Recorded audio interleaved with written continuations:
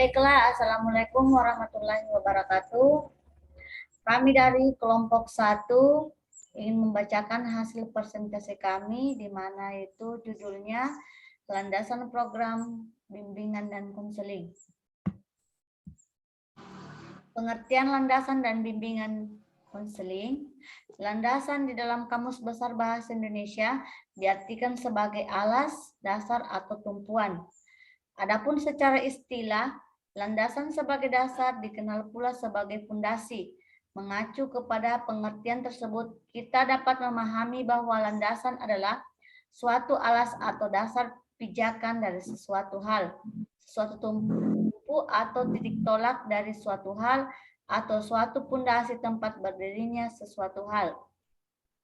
Sedangkan menurut pakar, bimbingan yaitu suatu proses pemberian bantuan yang terus-menerus dan sistematis dari pembimbing kepada yang dibimbing agar tercapai kemandirian dalam pemahaman diri, penerimaan diri, pengarahan diri, dan perwujudan diri dalam mencapai tingkat perkembangan yang optimal dan penyelesaian diri dengan lingkungan. Landasan dalam bimbingan dan konseling. Yang pertama yaitu landasan filosofis. Filsafat mempunyai fungsi dalam kehidupan manusia, yaitu ada 4. Yang pertama, setiap manusia harus mengambil keputusan atau tindakan. Yang kedua, keputusan yang diambil adalah keputusan diri sendiri. Yang ketiga, dengan berfilsafat dapat mengurangi salah paham dan konflik. Yang keempat, untuk menghadapi banyak kesimpang siuran dan dunia selalu berubah. Landasan historis. Bagian A, sekilas tentang sejarah bimbingan dan konseling. Secara umum, konsep bimbingan dan konseling telah lama dikenal manusia melalui sejarah. Sejarah tentang pengembangan potensi individu dapat ditelusuri dari masyarakat Yunani kuno. Mereka menekankan upaya-upaya untuk mengembangkan dan menguatkan individu melalui pendidikan.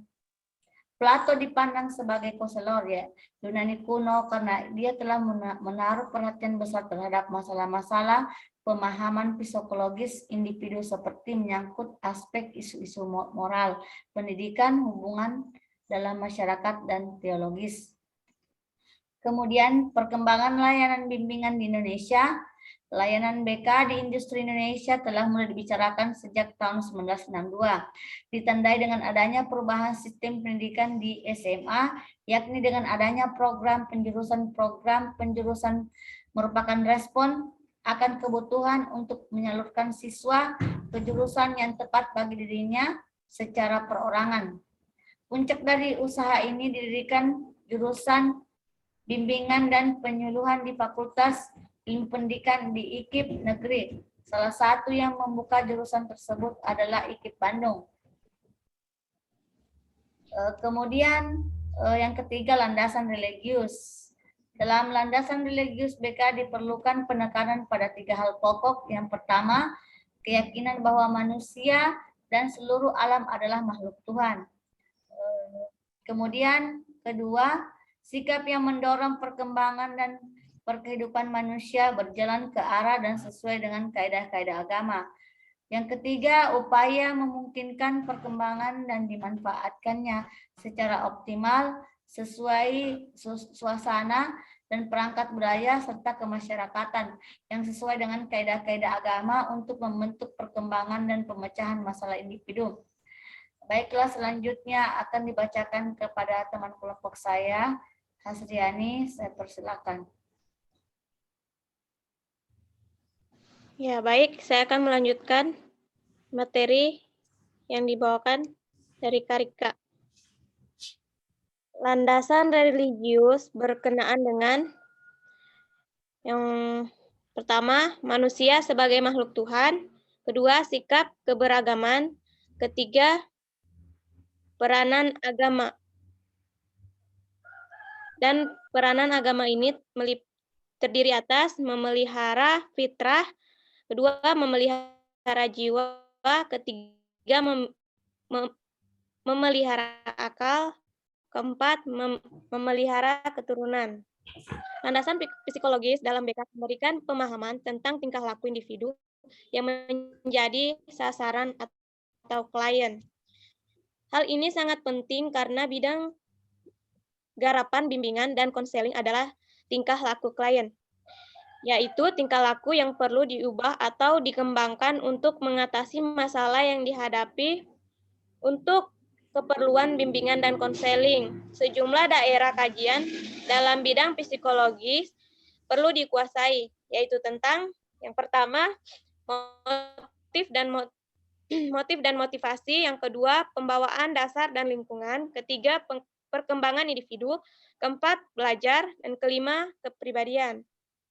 Selanjutnya, landasan sosial budaya.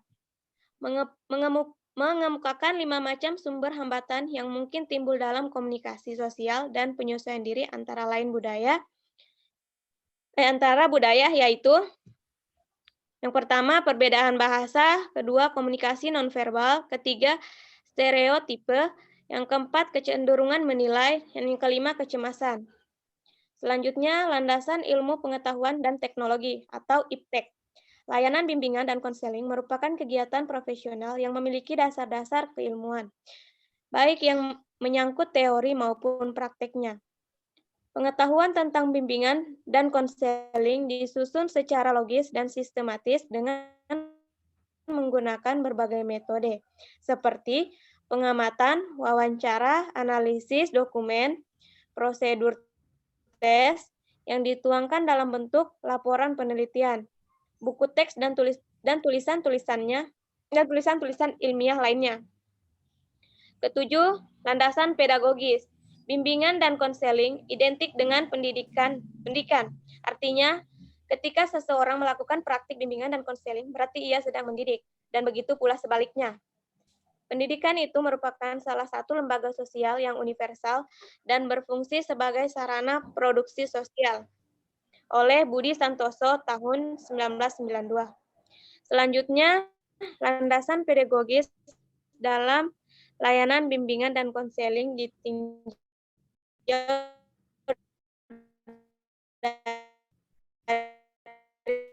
dari 3 segi. Yang pertama, pendidikan sebagai upaya bimbingan konseling, dan yang ketiga, pendidikan lebih lanjut.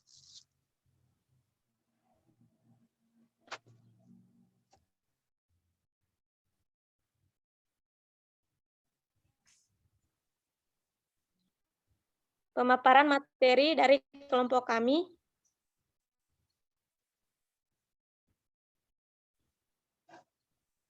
Dalam pemaparan Baiklah, itulah tadi hasil pemaparan dari kelompok materi kami. Kira-kira Saudari Hasriani, dari materi kita, apa yang ada belum jelas?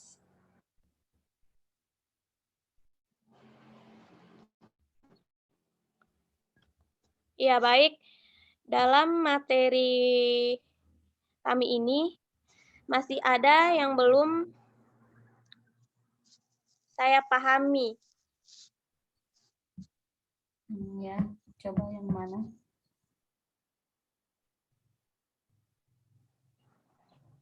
Saya mau bertanya mengenai kenapa landasan psikologis menjadi salah satu landasan dalam pendidikan. Kenapa landasan psikologis menjadi salah satu landasan pendidikan?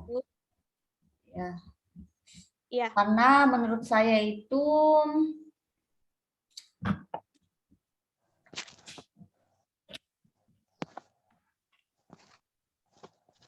kalau landasan psikologis sebagai sebuah landasan dalam pendidikan, di mana dalam pelaksanaan pendidikan haruslah menerapkan unsur-unsur psikologis, karena menjadi sarana pendidikan tersebut adalah manusia. Nah, jadi harus ada landasan psikologis. Oleh karena itu, dalam penyelenggaraannya, pendidikan selalu melibatkan aspek kejiwaan manusia. Seperti itu. Iya. Kemudian di sini saya kurang mengerti ini apa maksudnya. Ada dalam materi Iya. kita. Bagaimana konsep landasan program bimbingan dan konseling di Dinas Pendidikan dan bagaimana realisasi landasan tersebut di dalam praktek bimbingan dan konseling di sekolah. Menurut kamu kira-kira Anda? Ya, pertanyaannya tadi itu bagaimana konsep landasan program bimbingan dan konseling di Dinas Pendidikan dan bagaimana realisasi landasan tersebut di dalam praktek bimbingan dan konseling di sekolah. Ya, betul sekali. Ya.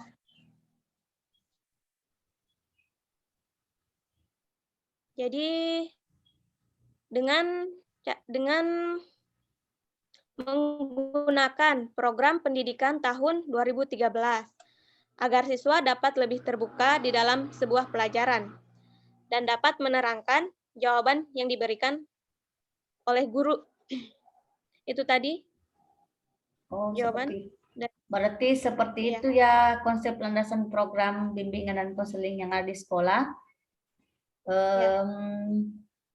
Di sini masih ada materi yang belum saya mengerti, sebelum paham.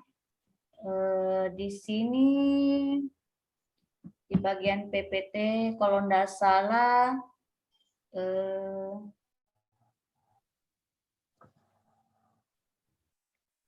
Ya.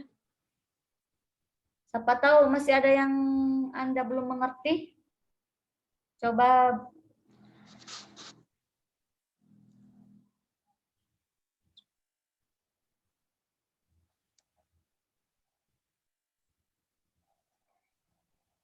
Iya, di slide itu yang dibahas mengenai landasan psikologi. Dan di sini saya mau bertanya, kenapa landasan pendidikan? ya. Kenapa di slide yang keempat kita tadi itu ada yang dibahas mengenai landasan psikologis. Dan saya mau di sini saya mau tanyakan kenapa landasan dalam pendidikan? Ya, landasan apa? Psikologi atau landasan religius? Oh, landasan psikologis di slide yang ke-7. Sorry, maaf. Di slide yang ke-7.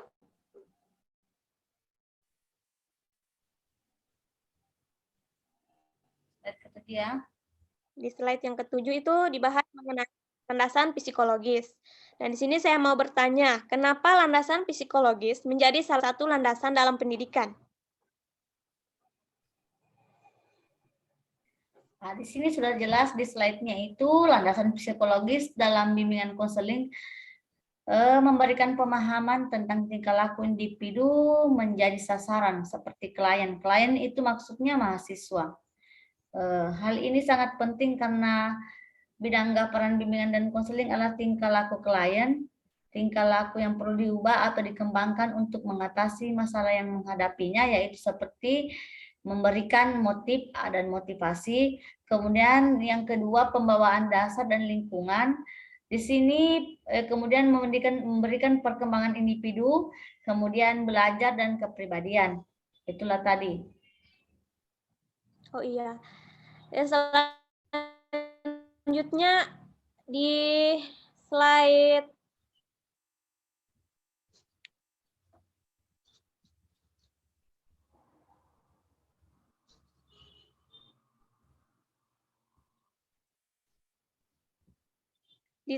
yang kelima itu juga membahas mengenai landasan religius. Ya, apa yang Anda mau tanyakan yang slide kelima? Ya, slide kelima, landasan religius.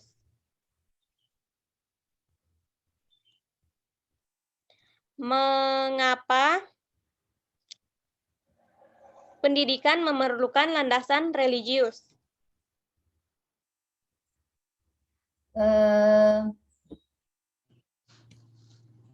Karena di mana landasan religius kita harus memahami tujuannya terdahulu, yaitu seluruh proses hasil dari pendidikan dapat mempunyai manfaat dan makna hakiki seperti dalam agama, memberikan dan mengarahkan fitrah, manusia memenuhi kebutuhan batin, menuntun kepada kebahagiaan dan menunjukkan kebenaran.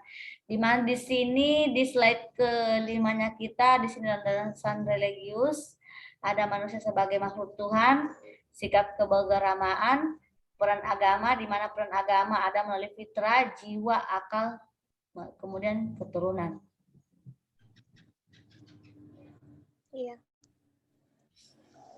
Jadi kira-kira masih ada tidak yang Anda belum pahami di hasil persentase kita?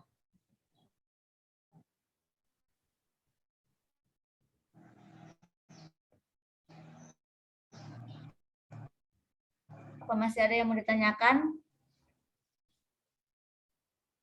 Saya rasa saya sudah cukup mengerti dengan materi kita. Baiklah, kalau sudah tidak ada yang mau didiskusikan, sekian saya akhiri. Lebih kurangnya mohon dimaafkan. Wabillahi taufiq wal hidayah. Wassalamualaikum warahmatullahi wabarakatuh. Waalaikumsalam warahmatullahi wabarakatuh.